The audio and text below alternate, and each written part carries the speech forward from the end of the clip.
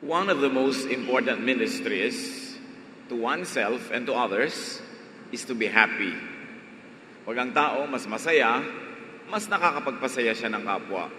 At mas gumagaan ang buhay, mas na-appreciate ang kaluwalhatian ng Diyos. Isang ministry na pasayahin ang sarili. You cannot give what you do not have.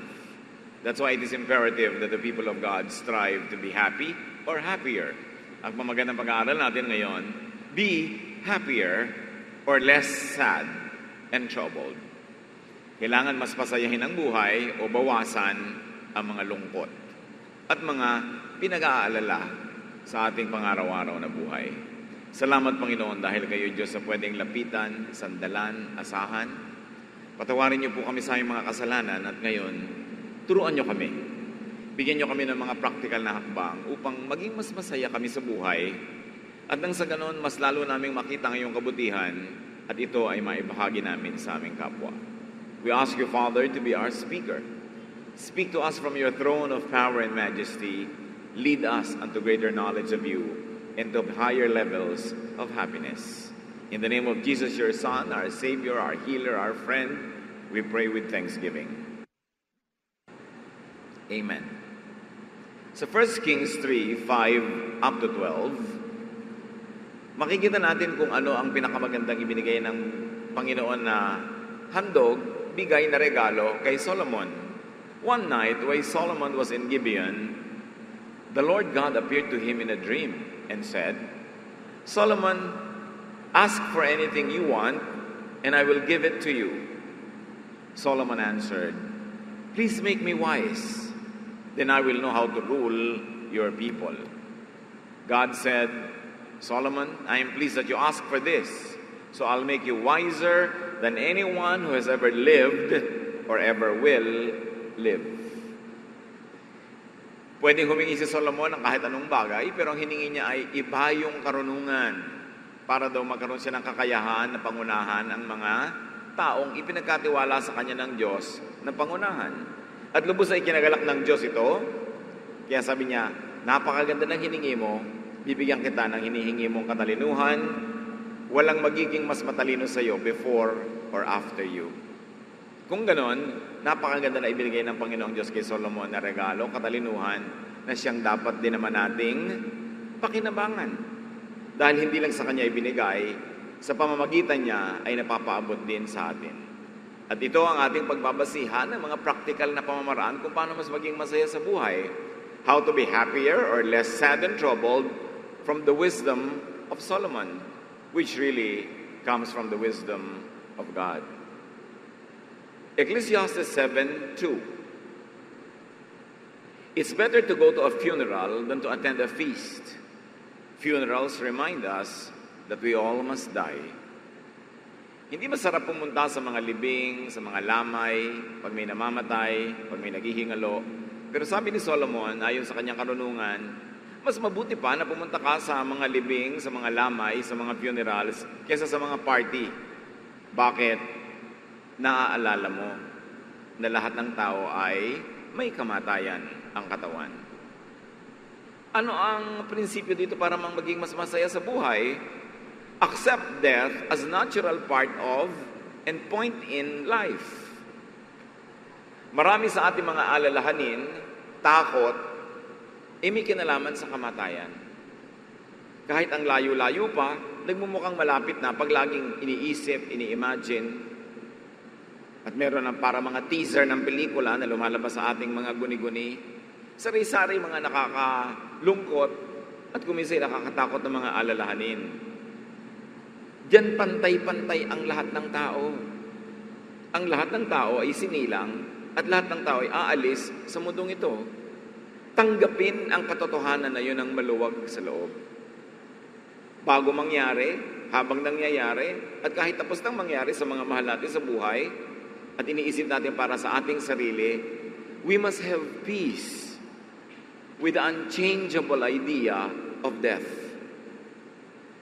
Ang mahalaga lang habang nabubuhay ka, to maximize your happiness and your good deeds, to minimize your pain, to do the most good, to maximize your happiness, and then meet your Maker. Do not be obsessed with death. Just accept the fact that it will happen and leave the details up to God. Maraming nag-aalala tungkol sa kamatayan kung papaano. Marami ayaw pang mamatay. Meron naman gusto na. Lahat yan wala sa ating kamay. Nasa Panginoon. Kaya mabuhay ka na lang ng mabuhay habang binubuhay ka pa. At pag tinawag na tayo ng Panginoon, ay sumunod tayo sa tawag na yon. Accept it with minimal fuss. Masasaya ang tao. Maraming kaligayahan ang tinatanggal sa atin pag naiisip natin yung kamatayan. Kaya dapat hindi laging iniisip. Basta handa tayo gumarap sa Panginoon. Hindi laging inaalala. There is another idea from Solomon how to be happier in life. Ecclesiastes 7:9. Only fools get angry quickly and hold a grudge. Mga hangal lang daw ang napakadaling magalit at mahilig magtanim ng sama ng loob. Pag lagi kang nagagalit, nawawala ang iyong kaligayahan. Pag nagtatanim ka ng sama ng loob, lagi kang malungkot, may kabigatan. So don't get angry easily. Don't hold a grudge. You want to be happier in life, you have to discipline yourself into not getting very easily irritated, and you should not be irritable. Sikapin natin, disiplinahin natin ating sarili na hindi madaling magalit. Pag nagagalit ka kasi, bukod sa yung emosyon mo, nagiging negative, pwedeng magsalita ka pa, gumawa ka ng mali, may makaaway ka pa, gawa ka pa niya ng masama, dumoble ang dahilan para ka magkaroon ng problema. When you are angry, you poison yourself. Ang taong galit, naiiba ang body chemistry, naiiba ang tibok ng puso, naiiba ang pintig ng mga pulso, tumataas ang blood pressure, tumataas ang sugar levels, lalo't kung diabetic, sumisikip ang mga ugat na dinadaluyan ng dugo, nagiging napakasama para sa katawan ang galit. So, maging mahinahon at huwag magpagalit dahil ikaw ay makadiyos. At kung hindi ka naman talaga napakamakadiyos, maging mahinahon ka dahil matalino ka. Dahil alam mong masama sa iyo ang magalit. Lalo't may edad ka na, hindi na usong magalit. Madami ka na dapat pinapalampas. Total, marami na rin naman pinalampas ang Diyos at ang planeta sa mga pinaggagawa mo rin hindi tama. Marunong ka na dapat magpasensya. At lalo naman dapat marunong magpalampas ng offenses ang bata. Bakit? Kabata-bata po, baka makapatay ka, baka makagawa ka ng mali, may magalit sa'yo, taga-taga ka dyan, mabaril ka. Ang haba pa ng buhay mo, nadadalhin mo yung bunga ng maling galit. Kaya dapat talaga maging mahinahon. Kung di man dahil ikay makadiyos, dahil lang ikay matalino. At alam mo, yun ang mas mabuting gawin. Ecclesiastes 7:10 leads us to another teaching. It isn't wise to ask, why is everything worse than it used to be? Hindi daw talaga matalino na laging nagreklamo tungkol sa kasalukuyan. Always thinking about the good old days, the good old days. Mabuti pa nung araw, mabuti pa nung araw. Sabi ni Solomon, hindi mabuting gawin yan na mag-iisip ka lagi na mas mabuti pa nung araw. Bakit? Hindi malulungkot ka lang tungkol today. You will feel miserable and you will be ungrateful to God. You will be ungrateful to people. You will have a very negative outlook pag lagi mong iniisip na mas mabuti pa nung araw.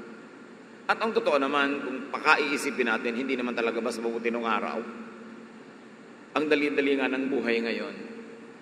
Kahit nga 100 pesos, makakabili ka na ng kwintas, makatatlo pa. Kasi ang dami ng mga kung ano nung bling-bling na mura. Nung araw, mayaman lang nakakapag-alahas. Kahit sino ngayon, may cellphone. Madali nang tumawag. Hindi na ngayon pag tinuturokan ka kasi laki ng sitaw yung karayom. Katulad nung araw. Ang sakit-sakit nung araw magpunta sa dentista dahil parang inilulubog tayo yung pako sa mga gilagid mo. Ang ninipista ng mga karayom ngayon, may mga painkiller na at painkiller before the painkiller is injected. There is so much comfort now. Mas marami nang may kotse. Nung araw dapat ang yaman-yaman mo lang kahit may kotse ka. Guminhawa ang buhay at dapat appreciatein yon. Maraming ginhawa ang buhay. So don't degrade your present situation and your present reality. Bakit nagmumukhang laging maganda yung past? Kasi selective ang memory. Pinipili mo lang ang aalalahanin. Nung araw na nasa kanayunan ka sa mga gilid ng mundok tralala, naaalala mo na ang sarap-sarap maglakad ng walang sapin sa paa sa malilinis na batis. Ang ganda ng memory. Pero alalahanin mo rin na may sunong ka na pagkabigat-bigat na batya na punong-puno ng labada. Masyado kasi nating niro-romanticize yung nakaraan. Akala mo ang ginhaginhawa. Para ka magluto nun, magpapaapoy ka pa ng mga kalan, iihipan mo pa, bago ka magkaroon ng kape. Ang habang istorya. Ngayon, ilalagay mo na lang yung 3-in-1 sa isang tasa. Kung settled ka na sa 3-in-1 at hindi ka pa maarting pa brew. Ang dali ng buhay. So don't complain habitually. Don't complain easily. But instead, be thankful for the now. Kahit gaano kaganda ang nakaraan, tapos na yun. Lumampas na yun sa iyong mga kamay. Sayang ang oras kung lagi kang nakalingon doon. At kahit gaano kaganda yung future na inaabangan mo, wala pa yun. Hindi mo nga alam kung darating. The only thing you have is the now. The present. Pagka minura-mura mo yung present, isinumpa-sumpa mo, kinurse-curse mo yung present, that's all you have. You're actually cursing your life. So be happier. Appreciate your present situation and don't make negative comparisons to the past or to the prospects of the future. Ecclesiastes 7:13, think of what God has done. If God makes something crooked, can you make it straight? So do not contend with, just accept what cannot be changed. Para ka masaya. Huwag kang laging makipagtunggali sa bagay na di mo naman mababago o mapapalitan. Kasama na dyan kuminsan ng ugali ng iyong asawa, ugali ng nanay mo, ng kapatid mo, ng mga office mate. Araw-araw inirereklamo mo sa sarili mo, sa salamin mo, sa Diyos, kung kani-kanino yung mga tao. Hindi mo naman kayang baguhin. Mabuti paturuan mo ang sarili mo to adjust. Tanggapin ang nandyan. Siyempre, pwede nating palitan yung mga ibang bagay. Palitan mo yung pwedeng palitan. Be patient kung matagal ang pagpapalit at pagbabago. But, there are things you just have to accept. Pag hindi mo tinanggap, nandyan din naman, hindi mo rin maalis-alis sa buhay mo, hirap ka lang. So, live within your given. Huwag naman sobrang maging kontento agad na pwede naman pa-asensuhin, palitan, ayusin, hindi mo rin pinapalitan. But there are really things that you must change. You must accept because they cannot be changed. Igawa nyo ng listahan ng sarili nyo mga kapatid ng mga bagay na mabuti pa hanggang maaga, tanggapin nyo na lang. Then make the most out of it. Pagkatapos, sasaya kayo sa buhay. Ang iksi-iksi ng buhay ng mundo, sa mundo, pupunuin pa natin ng negative thoughts, pupunuin natin ng inis, ng reklamo, sayang ang panahon. Kailangan, wala kang ipanghinayang pagka ikaw'y tinatawag na ng Panginoon dahil naipamuhay mo in the best possible way. Ecclesiastes 7:14, when times are good, you should be cheerful. When times are bad, think what it means. God makes them both to keep us knowing or from knowing what will happen next. Malinaw ang sinasabi ni Solomon. Kung masaya ang okasyon, masaya ang panahon, uso ang saya, makisaya ka. Pero kung ang panahon ay hindi maganda sa tingin mo, malungkot, isipin mo, lahat ng panahon, Diyos ang gumagawa. Lahat ng nangyayari sa balat ng lupa, sa silong ng langit, ay ginagawa ng Diyos o pinapayagan ng Diyos. Therefore, hindi yun talaga mali. Halimbawa, ang lungkot-lungkot mo dahil may namatay kang mahal sa buhay, hindi naman talaga mali na may mamatay. Siyempre, mamamatay ang lahat. Alangan namang walang mamatay. So, hindi naman talaga mali. Kaya sabi, isipin mo, Diyos din ang may gawa niyan at may dahilan kung bakit yan nangyayari. Kung mauunawa mo ang dahilan, mas mabuti, makakatulong sa'yo para hindi ka sobrang malungkot. Pero kahit hindi mo maunawaan ang dahilan, isipin mo, Diyos ang may kagagawan niyan, tanggapin mo dahil hindi pwedeng gumawa ng mali ang Diyos. Make the most out of any situation. Pag masaya ang okasyon, magsaya. Pag malungkot ang okasyon, di malungkot ka. O kaya, pilitin mong gumawa ng saya kahit papano. Huwag naman yung kung malungkot na, lalo mo pang papalungkotin, palalalain mo pa. Minimize the pain. Maximize the happiness. And of course, find and invent happiness in any and every situation. No situation is perfect. Therefore, walang situation na perfectly sad. May mahahanap at may mahanap ka na redeeming value ng anumang sitwasyon sa buhay kung bubuksan ang isip. Ecclesiastes 7:15-16. I have seen everything during the senseless life of mine. I have seen good citizens die for doing the right thing. And I have seen criminals live to a ripe old age. So don't destroy yourself by being too good or acting too smart. Alam niyo, maraming mga priests ng Old Testament, hindi komportable dito sa Ecclesiastes. May mga priest pa nga na gusto nilang alisin sa scriptures ang Ecclesiastes Kasi hindi sila komportable sa mga practical wisdom at advice ni Solomon. Ang gusto kasi ng mga priest, laging magturo na magtiis ka, magpakabuti ka hanggang mapudpud ka't mamatay. Kailangan lagi kang bayani, lagi kang perfect. Hindi naman yon ang itinuturo ni Solomon na siyang pinakamatalinong tao na binigyan ng Diyos ng pinakadakilang katalinuhan.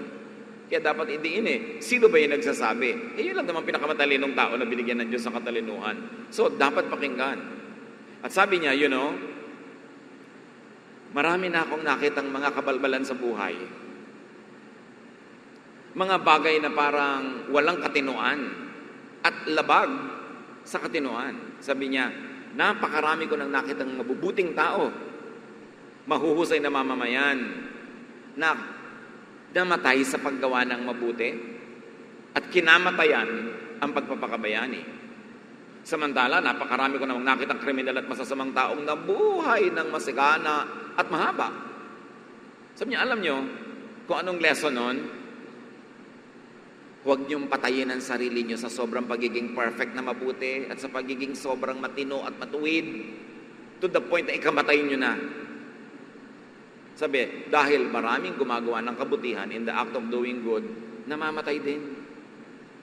Maraming gumagawa ng masama, humahaba ang buhay. Siyempre, hindi naman itinuturo ni Solomon na magpakasama ka na lang para humaba ang buhay mo. Dahil marami rin naman gumagawa ng masamang kinakamatayan yung ginagawa nila. Ang point lang niya ito, ang paggawa ng mabuti at masama hindi garantiya na hahaba ang buhay mo at sasaya ka. At sinabi rin niya sa isang verse, time and chance happens to all. Sabi ng isang very dynamic Tagalog version, swerte-swerte lang ang buhay. Something again that will not sit well with priests and even pastors and conservative Christians. Ayaw nilang aminin na talagang may ganon, may time and chance. Hindi ibig sabihin mali yun. Ang ibig sabihin lang, hindi natin lubos na nauunawa ang hiwaga ng dealing ng Diyos sa mga tao. But the lesson from Solomon is, don't sacrifice too much by being too good and too pasmart.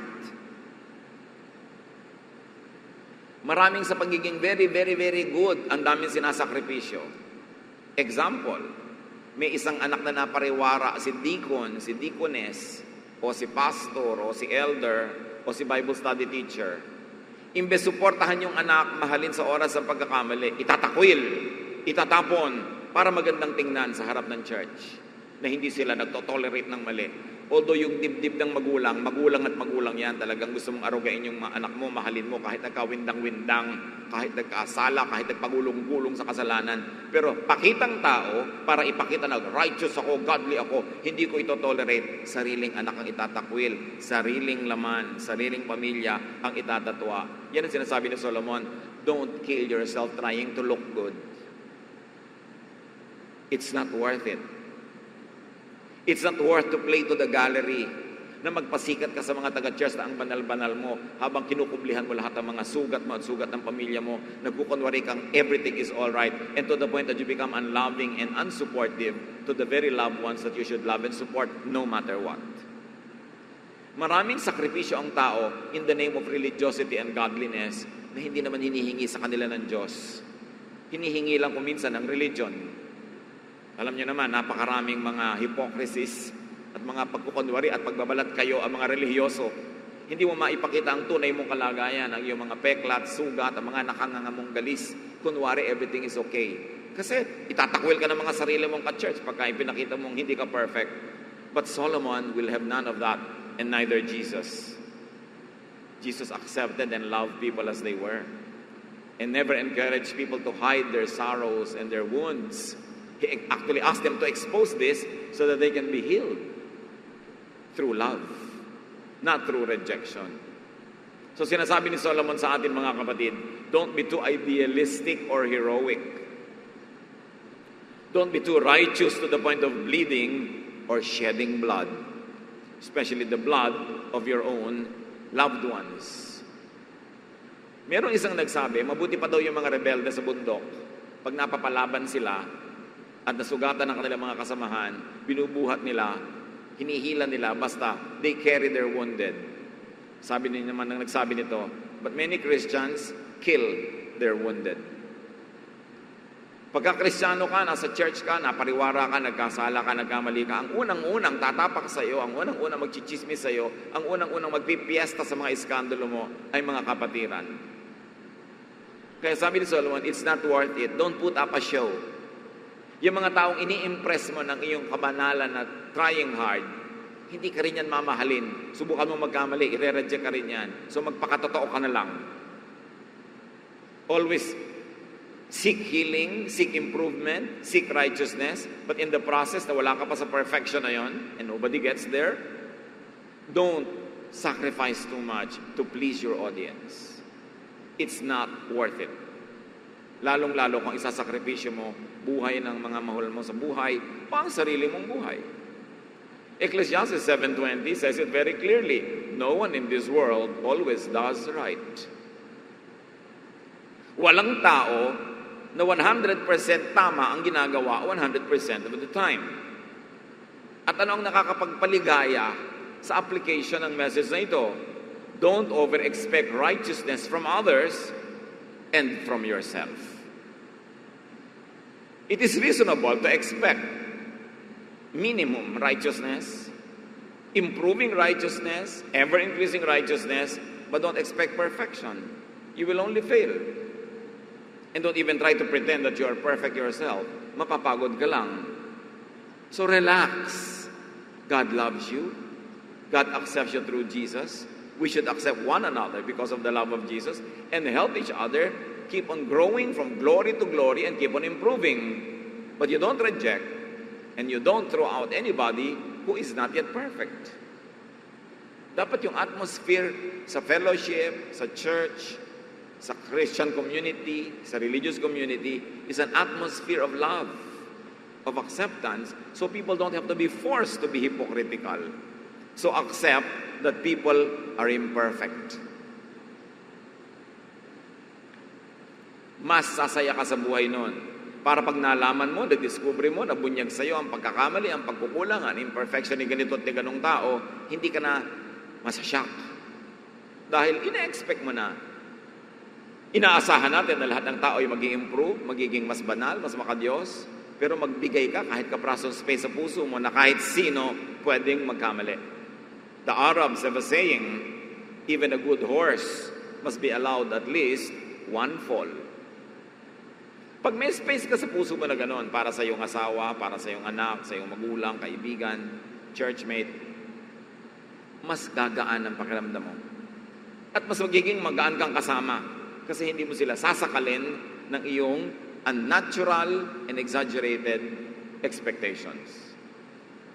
Ecclesiastes 7:17-18. Don't die before your time by being too evil or acting like a fool. Keep to the middle of the road. You can do this if you truly respect God. Sabi niya, bawat tao may takdang haba ng buhay, pero pwede mong mapaiksi kung masyado kang hangal o kaya kung masyado ka masama. Kahit hindi mo pa oras, ma-advance sa kamatayan mo. Pag sobra kang masama, nag-i-invite ka ng either punishment or retribution from the people you have wronged, o sobra kang hangal, you engage in activities that endanger your life. Needlessly. Lahat naman ng activity may danger eh. Pero meron naman hindi naman kailangan, sinusuong mo kusa yung danger. At pag ngayon namatay ka bigla nang wala sa panahon, sabi ni Solomon, pananagutan mo yan. Pinili mo kasi na makipaglaro sa panganib. So don't be too foolish or too evil. Huwag sumobra, huwag lumabis, lalo sa paggawa ng mali. Nakita niyo mga nangungupit-ngupit ng konti-konti, kuminsan, hindi naman napaparusahan ng lubos at malaki. Minsan nga, hindi nakahalata. Kuning nangnakaw ng ang dami-dami, mga milyones, bilyones, nabibisto, nabubukot, kasi sobra. Kaya sabi ni Solomon, alam nyo, hindi ko naman ina-expect magiging perfect kayo. May magagawa kayong mali. Huwag nyo lang sobrahan. Huwag kayong lumabis. Huwag kayong umabuso.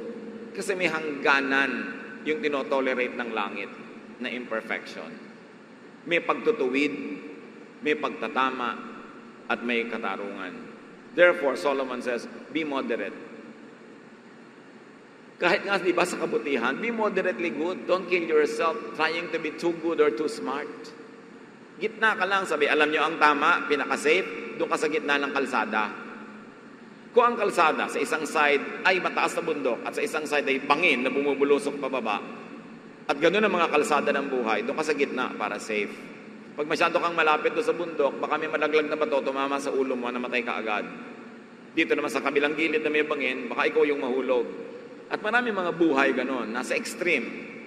Extremely religious or extremely sinful, extremely righteous or extremely bad. Sabi ni Solomon, pareho lang yan na hindi nakakatuwa. Sabi niya, a man who believes in God, who fears God, will avoid all extremes. So will a woman. So avoid extremes. At wala na yata nakakapagod na makasama, makaharap, makausap, kundi yung taong may extreme involvement in anything. May mga tao na biglang nahumaling sa mga herbs. Kahit saan mo makita, herbs ang topic. Di ba nakakapagod din kausap? Kahit maganda yung sinasabi, kahit nakakapagpalusog, parang kapatid, wala ka na bang alam na pag-usapan kundi ang herbs mo? Meron naman na naging relihiyosa, wala na talagang alam pag-usapan kundi mga bagay tungkol sa langit, sa impyerno at kung saan-saan pa, mga anghel, mga demonyo. Wala nang ibang topic, extremely religious, nakakapagod din kausap. Yung mga extremely health conscious, sumusubo ka pa lang, masama yan, 3 calories yan. Di ba ayaw nyo siyang kasama sa mesa? Basta extreme, kahit pa relihiyon. In fact, ang mga pinakamalulupit na tao sa kapwa-tao, yung extremely religious eh. Yan yung kayang-kayang pumatay ng kapwa dahil kinalulugod ng Diyos. In service of God, whatever religious label. So sabi ni Solomon, you want to be happy and happier, avoid extremes. Kahit anong extreme. Pag naging extremely capitalist ka, naging extremely communist ka, naging extremely yung natural ka, wala ka nang makain. Hoy, hindi natural yan. Natural lahat, dapat lahat. Ang makahumalingan, at napakahirap pag may kapatid ka o kasambahay na ganun, nakakapagod. Nagdudugo ang tenga mo sa dami ng mga litanya niya tungkol sa kanyang mga produkto. Dapat balance ang tao. Ecclesiastes 7:21-22, don't listen to everything that everyone says, or you might hear your servants cursing you. Haven't you cursed many others? Mga kapatid, isipin nyo to. Ang pinakamadalas na sumusugat sa ating damdamin, sumasakit sa ating kalooban, salita ng mga tao laban sa atin. Hoy, sabi ni ano, ganito ka raw. Masasaktan ka. So, sasaktan mo rin siya. Sabihin mo, siya naman ganito. Kasi alam niyo, nasasaktan, pag hindi nagpapakatao, nagiging parang hayop, nananakit din. So, walang tigil ang sakitan. Di ba kung minsan nag-aaway kayong mag-asawa, may biglang nasabi si asawa mo, kung hindi pa sakit, hindi ka nakakakain ng mantika. Oh, ang sakit naman. Ako nagpagtao sa'yo, naging tao ka lang nung naging asawa mo ako. Ganyan-ganyan. Yung mga sumbat, yung mga pamiminta sa ating mga itsura, di ba? Masakit. Kaya sabi ni Solomon, alam niyo, gusto niyo sumaya sa buhay, huwag niyo masyadong pansinin ang sinasabi ng mga tao, hayaan niyo sila. Kainin nila ang mga sinasabi nila. Sabi niya, pag lagi mong pinansin ang sinasabi ng mga tao sa iyo, pag pinakinggan mo ang usapan ng mga katulong mo tungkol sa iyo, sa palagi mo, pinupuri ka nila behind your back. Come on. Yung mga katulong nyo, ang bait-bait ng awa natin, ano? Ang ganda-ganda ng awa natin, ano? Yung tali-talina ng awa natin. Sa palagay nyo, ganda ng usapan nila. Siguro may konti. Pero sabi ni Solomon, marami, hindi ganon. So, huwag niyong pakinggan. Huwag niyong alamin. Ang daming lumungkot dahil nakialam sa password, may password, nabasa nila yung mga correspondence, lumungkot, nalaman nila eh. Nakikibasa ng cellphone ng may cellphone. Tanong ng tanong, huy, anong sabi ni ganito tungkol sa akin? Lumulungkot lang naman. Sabi niya, huwag niyong pansinin kasi di ba kayo man, marami rin naman kayong minumura, marami rin kayong chinichismis na tao. Pero lahat ba talaga ng pamimintas nyo, pamumuna, pagchichismis, heartfelt ba talaga yun? O katilang ng mga makakating dila? Marami naman ang sinasabing tao, makatilang kasi dila, hindi naman talaga galing sa puso. So kahit yung mga sinasabi ng tao, laban sa inyo, hindi laging galing sa puso yon. Either makatilang ang dila nila, misguided lang sila, or wala lang silang masabi, o pinapasaya nila yung kausap nila na inaasahan.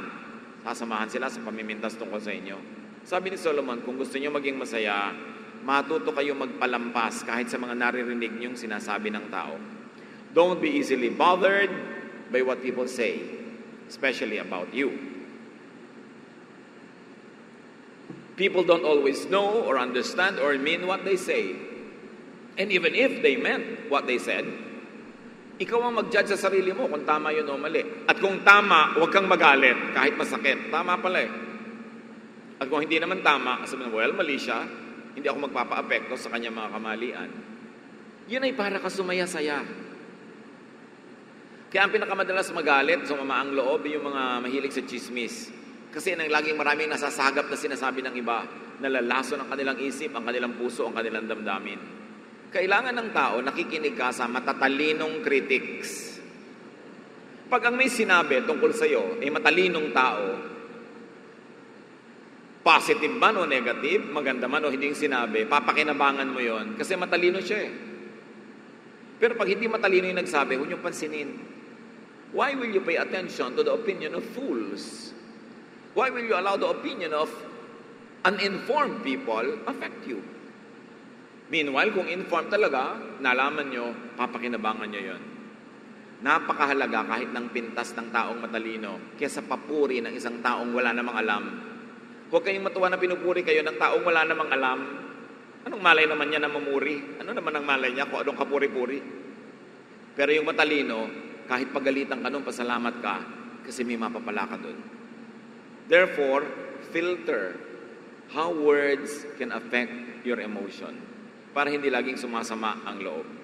Ecclesiastes 7:23-24, I told myself that I would be smart and try to understand all of this, but it was too much for me. The truth is beyond us. It's far too deep. Ngayon, maraming tao, nung hindi sila mahilig mag-Bible study, hindi pa sila mahilig mag-church, tahimik lang yung buhay nila. Nung nahilig at nagkaroon ng church involvement, pinroblema na ang lahat ng issue sa buhay. Paano ba magpapabautismo, wisik, lubog, langoy, turok, ano nga ba? Ang babae ba magbebelo o hindi? Gaano ba kahaba ang buhok ng lalaki, ng babae? Maghihikaw ba ako sa tenga, sa pusod, sa ilong? Ang daming pinoproblema. Ano ba pinakamagandang version? May demonic version ba ang Bible? Meron bang pinakatamang version? Kailan ba ako dapat magganito, magganon? Ang daming naging issue. Alam niyo, sabi ni Solomon, sinikap ko rin alamin lahat yung mga yan, pero napagod lang ako. Sabi niyo, too much study wearies the heart. So do not try to know and understand all life's ironies and complexities. Mga tanong na Bakit po pinayagan ng Diyos na isang barko lumubog, maraming baby doon? Kasi anak, may gravity. May buoyancy. Na-defy yung laws of gravity and buoyancy. Lumubog sila. Kaya bata siya, kaya matanda, kaya makasalanan siya, kaya mabuti, lumubog siya. Kasi alam mo, ang lungs ng tao, pag napuno ng tubig, malulunod, kahit sa banal. Mahirap ba maintindihan yung mga basic laws na yun? Pero you moralize everything, pati pagputok ng bulkan, pati mga earthquake. Bakit naman po sa tapat pa ng bahay namin yung fault line, nakatanggap na kami sa Panginoon. Ibig sabihin, dapat lumiko dahil tumanggap ka sa Panginoon, lumipat sa kapitbahay mo, ganun. Ang daming pinoproblema at minomoralize ng tao, ang mga tanong na natatanggap ko sa Facebook, kung minsan gustong pumutok ng ulo ko dahil, bakit itinatanong yan? Si Adan po ba may pusod? Bakit? Kasi di ba, hindi naman siya ipinanganak, so dapat wala siyang pusod. Ano siya? Palaka. Walang pusod si Adan. Paano po yan? Illegitimate si Jesus. Di ba illegitimate din si Adan o si Eva? Ang dami-daming mga tanong ng mga tao na wala naman talagang sagot kahit bulat-latin mo yung buong Biblia, mapapagod ka lang. So sinasabi ni Solomon, do not be too profound and deep. Do not analyze and theorize and classify all knowledge. Do not seek logic, rhyme, and reason for all things that happen. Because there are many things that cannot be explained. How can a finite mind totally comprehend an infinite God? Pag kaya mo nang sagutin lahat yan, Diyos ka na. Do not understand, do not overknow God. To the point that you map God's mind, then contend with God. Kaya iba nakikipagtalo sa Diyos, hindi sumasangayon. Dahil sa mga pangangatwiran na pangtao, na napakababa ng level siyempre sa pangangatwiran ng Diyos. Si Job, nung nagre-reklamo tungkol sa mga nangyari sa buhay niya, ang banal-banal niya. Sabi ng Panginoong Diyos sa Job 38, 1-2, From out of a storm, the Lord said to Job, Why do you talk so much when you know so little? Sabi, napakarami mong katsang-katsang, wala ka namang alam. Bakit ka nakikipagtalo sa akin? Nandiyan ka ba nung nilikha ko ang mga planeta? Nandiyan ka ba nung nilikha ko ang dagat? Nasisid mo na ba yung kalalim-laliman ng dagat na yan? Naakyat mo na ba yung mga bituin? Sabi ganon, hindi mo nga alam yan Tapos nagdudunong-dunungan ka, nakikipagtalo ka sa akin. Napagalitan talaga si Job. Psalm 139, verses 1-6. Lord, you know all about me. From heaven you discover my thoughts. I can't understand all of this. Such wonderful knowledge is far above me.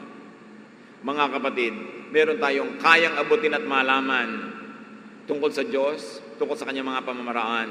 Pero napakakonti nun, mas maraming hindi. Dapat ipagtiwala mo na lang, tumigil ka ng kaiisip dahil baka kumanta ka ng pambansang awit kahit walang flag ceremony.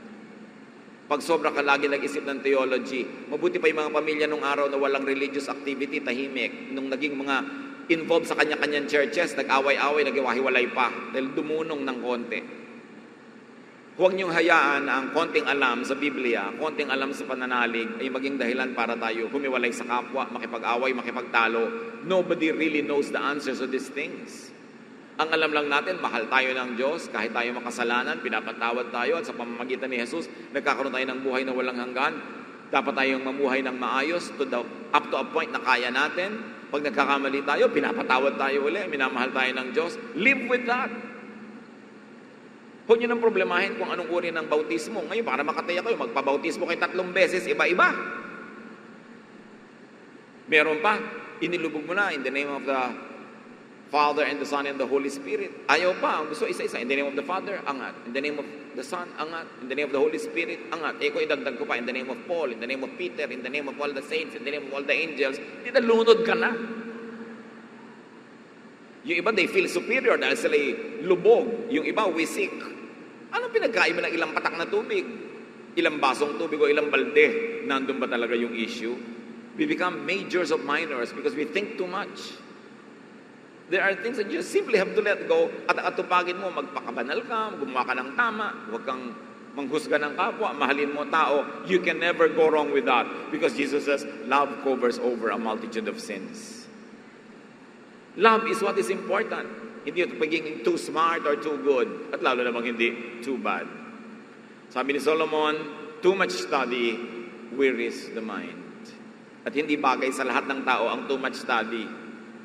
Kanya-kanyang gift din yan. God knows us, but we can't know God to the point of familiarity or being able to chart His thought. One of the most presumptuous statements that you often hear in Christian communities is, I know God. Do you know God? Really? You know God? How much do you know of God? Napaka-presumptuous nun. You don't even know your own spouse. Hindi mo nga alam ang password niya eh. Hindi mo nga alam may secret account siya sa Facebook. Tapos, you know God? Dapat wala tayong ganung mga pagmamalaki. Hindi mo pwedeng pangunahan ng Diyos. Sabihin, oy, magagalit sa'yo ang Diyos. Really sure ka? Alam mo ang gagawin ng Diyos? Alam mo ang gagalit sa akin ng Diyos? Alam mo, pag pinautang mo ako, matutuwa sa'yo ang Diyos. Talaga alam mo ang gagawin ng Diyos? Sabi sa Isaiah 55:8, For my thoughts are not your thoughts, neither are your ways my ways, declares the Lord. So think for yourself, speak for yourself, but don't speak for God. Maraming mga tao nagta-hide behind God. Pag gusto kanilang kontrolin, sasabihin nila, gusto ng Diyos, ganitong gawin mo. Pero actually, sila yung may gusto. Don't use God to control people. God likes people to be free, not to be set in chains because of dark ages religiosity. So do not over-understand and over-rationalize and over-explain God's mysteries. Mysteries nga eh. When you see God face to face, that's when you will know everything. Sabi ni Paul, now I know in part, then I shall understand fully, even as I have been fully understood. But for now, what is important? Sabi niya, faith, hope, and love, but the greatest is love. Sabi, have faith for everything else that you do not understand. But better than faith, hope, because God is hope. But best above all, sabi niya, just love. Kasi yung love, pwede nating ibaba from heaven to earth. Pwedeng gawin, i-concretize sa ating mga reality yung love. Kaya sabi, yan ang pinakamadali mong maintindihan at yan ang dapat mong atupagin. Ecclesiastes 3:12, I know that there is nothing better for people than to be happy and to do good while they live. Sabi ni Solomon, the wisest man, make yourself happy and happier. When you are happy, you can share your happiness with people. When you are unhappy or miserable, you will share your unhappiness and misery with others. Kaya ministry na pasayahin ang sarili. Paglalabas kayo sa inyong higaan, sa inyong kwarto, pupunta kayo sa labas, sa kusina ng bahay nyo, pupunta kayo sa office, makikisalamuha kayo sa mga tao, make yourself happy. Put yourself at peace so that you can minister to the people that you will meet. Be happier. Be less sad. Be less troubled. That's God's will for you. So maximize happiness in the short earthly life given to you. And when our time here on earth is up, there is nothing to regret about because you have done what you could. You gave your part and you got your share. Remember, it's a ministry to yourself and to others to be happier. Dear God, continue to remind us about these very important points from Solomon. Para kami, Panginoon, hindi madaya ng mga pangyayari araw-araw, ng mga occurrences, events. Teach us to be steadfast and to be committed to the ministry of being happy ourselves and to make others happy too. Pagbulay-bulayan natin ng mga kapatid dito, paano natin patataasin yung art of happiness so that we can minister with the same happiness to many more people. Dear Lord, as your people remain silent for a while, give us in the context of our everyday lives very practical steps how we can be happier based on the teachings of Solomon.